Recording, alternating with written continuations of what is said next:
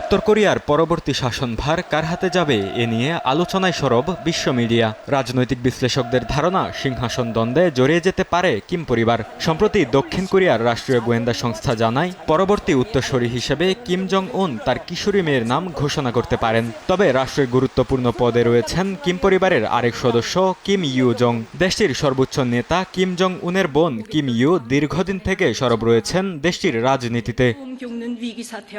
উত্তর কোরিয়ায় অত্যন্ত প্রভাবশালী ব্যক্তিত্ব কিম জং উনের বোন কিম ইউ জং। দেশটির দ্বিতীয় ক্ষমতাধর ব্যক্তি হিসেবে তার নাম বিবেচনা করা হয়। এমনকি শক্ত রাজনৈতিক ও সামরিক সমর্থনও রয়েছে তার। বর্তমানে তিনি ওয়ার্কার্স পার্টি অব কোরিয়ার কেন্দ্রীয় কমিটির জ্যেষ্ঠ পদে রয়েছেন। ভাই কিম জং উনের উপরও তার প্রভাব রয়েছে বলে ধারণা করা হয়। দক্ষিণ কোরিয়ার সাবেক গোয়েন্দা কর্মকর্তা রাহ জং ইল সতর্ক করে বলেন, সম্ভাব্য ক্ষমতার লড়াইয়ের দিকে এগিয়ে যাচ্ছে পিয়ংইয়ং। সুযোগ পেলেই শীর্ষপদ দখলে এগিয়ে যাবেন কিম জং উনের বোন কিম ইউ জং।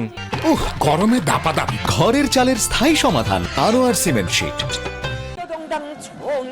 উত্তর কোরিয়ার ক্ষমতার ইতিহাসও রক্তাক্ত। সিংহাসন ধরে রাখতে কিম পরিবারের ভেতরে কঠোর পদক্ষেপের নজিরও রয়েছে। ক্ষমতায় আসার পর কিম তার চাচার বিরুদ্ধে কঠোর ব্যবস্থা নেন। এমনকি কিমের সৎ ভাই কিম জং নামকেও হত্যা করা হয়, একসময় যাকে উত্তর কোরিয়ার সম্ভাব্য উত্তরসূরি হিসেবে দেখা হতো। অতীতের এসব নজির দেশটির ভবিষ্যৎ উত্তরাধিকার প্রশ্নে নতুন করে উদ্বেগ তৈরি করেছে।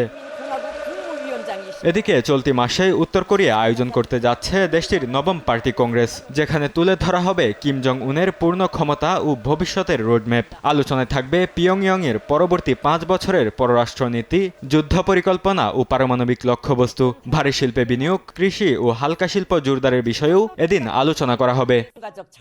বরকতুল্লাহ, সময় সংবাদ।